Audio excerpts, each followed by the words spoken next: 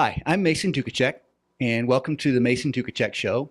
Today I have with me Hank Epstein. He's the principal and partner of The Quality Coach, which is a consulting firm based here in the St. Louis area. And I've had the privilege of working with him and seeing him in action. I think he does some amazing work, and so does his company.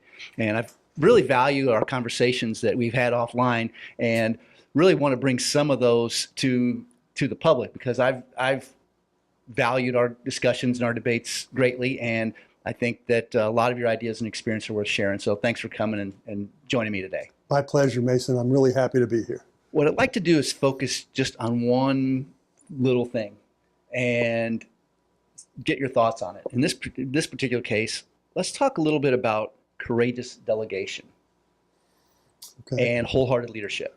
First of all, if you don't mind, tell me a little bit about what you consider wholehearted leadership, and then let's talk specifically about courageous delegation. You bet. So courageous delegation is one element of a wholehearted leadership practice. And basically what wholehearted leadership is about, it's a kind of leadership that's premised on caring for the followers. It's the kind of leadership where the leader puts his or her self-interest in the background and focuses on the interests and the needs of the people that they are leading.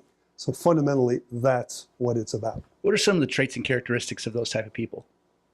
Well, the fundamental traits of people who are wholehearted, they've got confidence.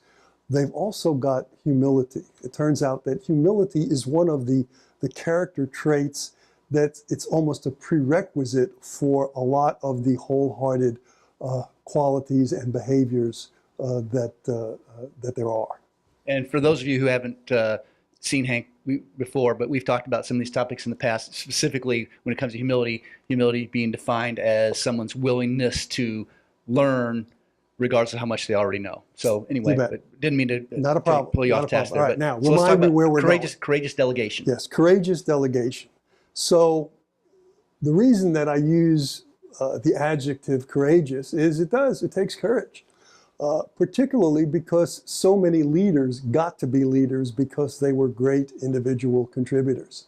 And whether they want to admit it or not, if they're leading someone who is doing a job that they used to do and do very well, in the back of their heads, there's a little voice that goes, I can do this better than anybody. So for them to let go of that and really help and support the person to do what they used to do so well, from the perspective of helping them really become masterful at it, takes some courage. Do you think there might be a reverse of that too? And the answer may be no, but do you think there may be some of those folks that are sitting there going, hey, I don't want someone to do so much better job than I did, because it might make me look bad by comparison? Exactly. That's all part of it. That's all wrapped up in, this wholehearted leadership mindset. Because most of us got where we are because we were great individual contributors, that's something that we just don't let go of. I mean, I might have been doing that job for 5 or 10 years, and I might have been recognized for it. I might hold the record on number of parts per hour, that kind of thing. So there's an ego investment in my mastery of that job that if I don't realize, if I'm not conscious of it, and I let go of that, it's going to be hard for me to be a courageous delegator. So it really sounds to me like, in the past we've talked about the balance for good leaders between confidence and humility. I mean, it's going to take a special person to be able to have that balance, particularly humility when it comes to, hey, I don't, as opposed to being there one who sits there and says, well, I know I could do that job better, or I don't want to be shown up. Yeah. That's why I guess that balance and humility is so important, because it could go either way. So to put people in leadership positions when that have that balance is so important, I would think. And for people to understand when they become leaders, that's exactly what you just said is a perfect example of what it means to give up self-interest. The cost of leadership is self-interest.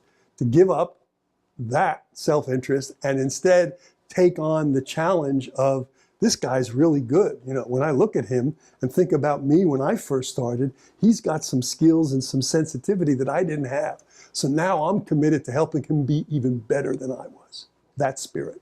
That's a interesting topic to me, because I know in sales driven organizations, a lot of times the person that gets promoted into sales management might have been an outstanding individual producer, and senior leadership looks at that person and says, well, this person's so much better salesperson than everyone else. Surely they can teach everyone else how to do the amazing things that they did. I mean, they know what the secret is. Look at their numbers, look at their production.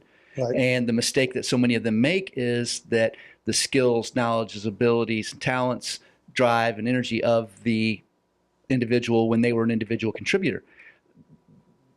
It's a whole different set of skills, knowledge, experience, capabilities that are required to be a successful sales manager, because those are two totally separate job functions. Exactly. And a lot of times I see these companies promoting people into their own level of incompetence, and it doesn't mean that they weren't an amazing producer, but they're being asked to do something and be something different than they were before, and it's different. You bet. And the context of their being asked is not a very good one. It's not a very clear one. It's not a healthy one. I mean, first and foremost, it needs to be explained to them that being a sales manager is a whole nother ballgame. And that frankly, they're being put into a situation where they don't have any experience, where they don't have any demonstrated skill or mastery. But if they are the kind of person who can give up their self-interest and really experience satisfaction and fulfillment from helping others do what they used to do so well, and actually be given a conscious choice to do that or not, as opposed to just promoting them. And of course, the people being promoted, one of the ways they look at it is, in most organizations, the only way I can, make more money is to get promoted, and the only way I can get promoted in most organizations is into a supervisory position. And so this opens up the whole issue of, really giving people a clear choice to take that position, and also giving them opportunities to be rewarded as individual contributors that are almost as good as what they might be as supervisors. I think there's a lot to the emphasis on courageous delegation, because it does take a ton of courage. Like I have seen, for lack of a better word, rookie sales managers, people put in that position where, it's like you almost see the panic in their faces, because now they realize that their reputation, their income, their job security is no longer tied to their personal ability to sell. I mean, it's not their personal skills anymore. They have to rely on other people. And if they get the right people and those people are trained in their right positions, then their life can be easy. But if they don't have the right people, or they do have the right people, but they're not trained, then their life can be miserable. And I have seen literally sales managers that lack that courage and faith and confidence in their staff go out and literally try to close every deal. Like the sales manager goes on the big deal calls with every single, because they want to close a deal. They want to close a deal because they don't have the courage to delegate and trust that the people that are on their team are capable of delivering.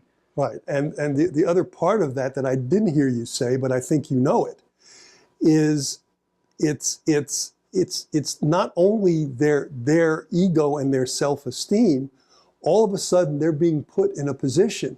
As individual salespeople, they were masterful. They knew exactly what to do. They knew the customers, they knew how to wine them and dine them. They knew how to talk to them. They knew who needed to be in the room. They knew who the decision makers were. Now all of a sudden they're having to do all of that through these other people, and they have no idea how to do it. They've not been prepared. They've not been trained, so they really have no skill. So all of a sudden they're responsible for an outcome for which they have no skill. So hence they have to be courageous and have faith and trust in the people that they bring on board and that they train. So you bet. And we can begin to talk about the details of what courageous delegation looks like, in another session. Go ahead. Go ahead and share a few of the details. What do you think that looks like? I can briefly kind of go over it. There's really three elements that are required for good delegation. The first element is it's task specific.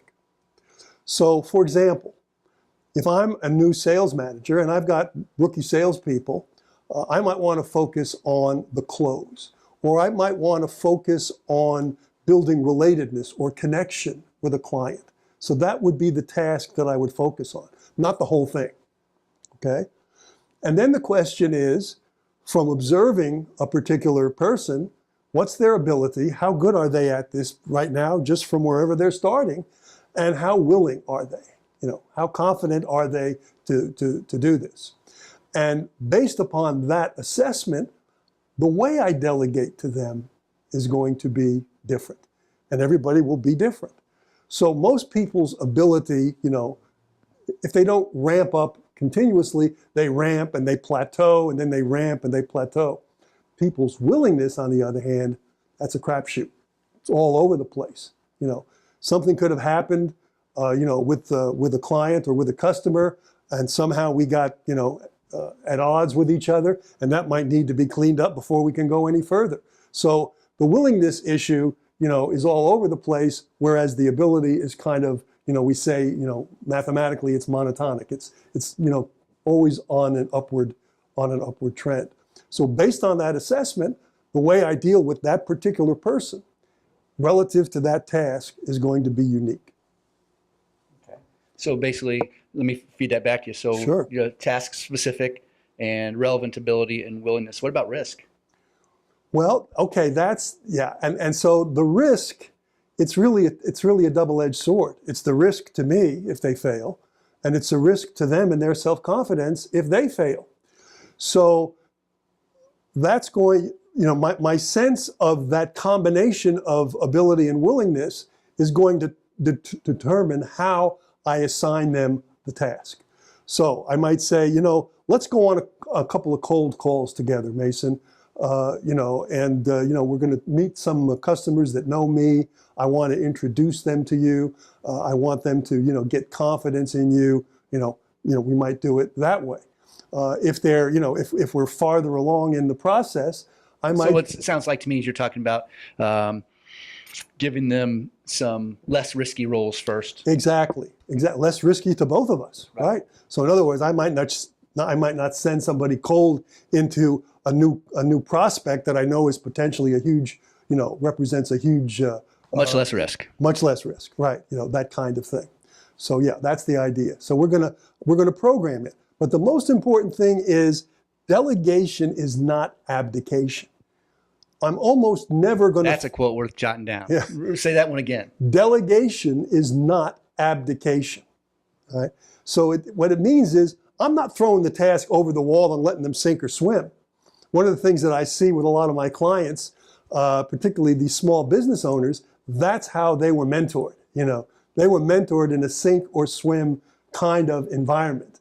And they don't understand when I talk to them about this. Well, you know, it happened to me. That's the way I learned. Why can't they learn? Well, sure you learned, but you know, how long did it take you to learn? You know, how much did you screw up? How much did that cost you and the boss? You know, so the idea is to kind of program the challenge in the task to the level of ability and willingness that you assess that the person has.